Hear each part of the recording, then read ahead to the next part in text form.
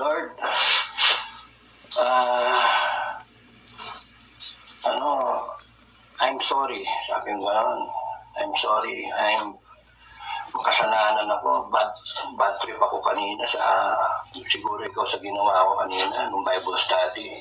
Tinanggihan kita. I'm so sorry. It has come to this, no? But I know and trust na hindi ko aabot sa ganito para mamatay lang ng ganito. So after this prayer, I would imagine yung kamay ko is your divine hand at hahawakan ko yung sugat ko and I will heal myself. Tapos, and after this prayer, I will feel confident already.